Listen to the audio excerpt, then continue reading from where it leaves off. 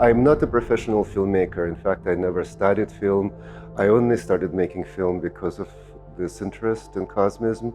And the show starts with a trilogy of films, which is called Immortality for All, which is a kind of a series of 3 short films shot in different locations, mainly in the former sort of space of the Soviet Union. Yeah, so we were shooting in Kazakhstan a lot, in Alma-Ata and Karaganda.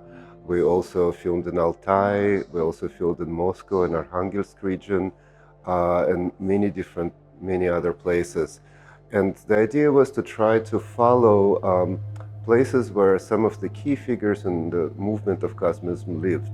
For example, Alexander Chizhevsky, who was a very brilliant scientist, a biophysicist, he spent most of his life actually in a labor camp, yeah, and it was in Kazakhstan in a city called Karaganda. So we went there to basically try to understand what he was looking at, what his life could have been like while he was there, because Cosmism is very ephemeral, you know, besides writings, besides literature, poetry, a few artworks, there isn't really much, and everybody who was involved in this movement has already died quite a long time ago. So it was not so simple to try to reconstruct some kind of a living presence, you know, or to try to feel how it could have been. There is a kind of a very beautiful idea that I learned from Tarkovsky. He has one film which I love very much, which is called The Mirror, where you never see the protagonist, yes? You only hear his voice, and you only see people around him, his wives and girlfriends and mother and children, and you kind of feel this person through his reflection in other people, yes? So in a way, the trilogy was very much to try to find Cosmism in its reflections or traces left by it on landscape, on different regions, on cities.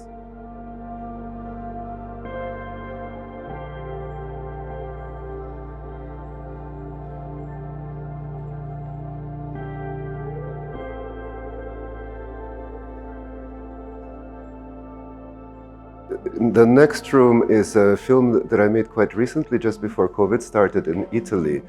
And it's based on the writings of 2 very brilliant figures. One is a Ukrainian scientist, Vladimir Vernadsky, who was a very important scientist in the Soviet Union, who basically invented the field of radiogeology, which is this idea that you can learn about the deep core of this planet by irradiating it with radio waves, and from their reflection you could actually see what is inside of our planet. And during World War II, he wrote a really incredible text.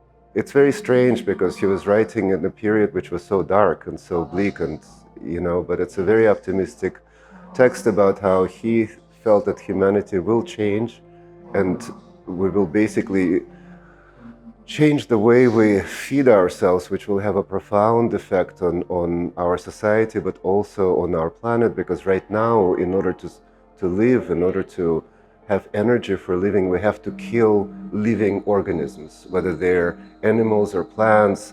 And so we're kind of like this very violent predator that only survives through murder, yeah?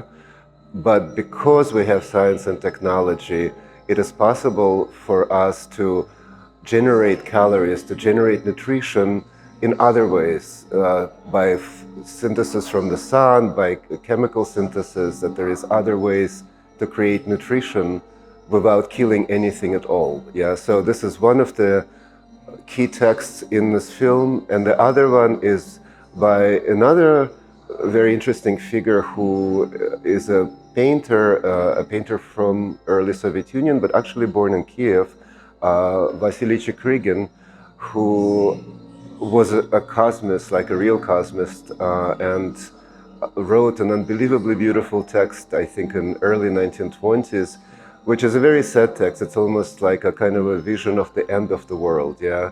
So these 2 kind of very hopeful scientific texts of Vladimir Vernadsky is juxtaposed against a very dark, pessimistic text of Vasily Chikrigin describing kind of the death of our planet in a way.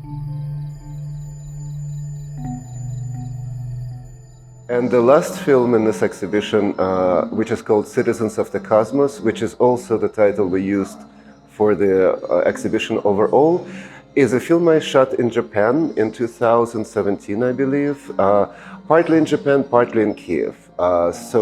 Basically I was invited or commissioned to make a film in Japan by a small art center in Tokyo called Asakusa, which is a very unusual place. It's a tiny, tiny exhibition space, really so small, almost like the size of a bathroom. But it has the most beautiful network of artists and writers and architects and philosophers around it, yes. So basically when they asked me if I would like to make a film, we try to activate their whole network of all of the members of this organization and together try to reenact a very beautiful text by Alexander Svetogor, who was a Ukrainian anarchist that after the revolution became a Cosmist thinker and wrote the Manifesto of Biocosmism. And Biocosmism is a kind of a post-revolutionary cosmism. It's basically very much similar to Cosmism, but without religion. It doesn't put too much emphasis on God, but it focuses more on social progress, on social organization, and of course, science and technology. So the text is a kind of a manifesto, a declaration of a kind of a biocosmist future of immortal humanity where all of our problems will be overcome, and it's a kind of a visionary text. So we basically try to imagine if there were contemporary cosmists in Japan, how they would manifest this text in everyday life.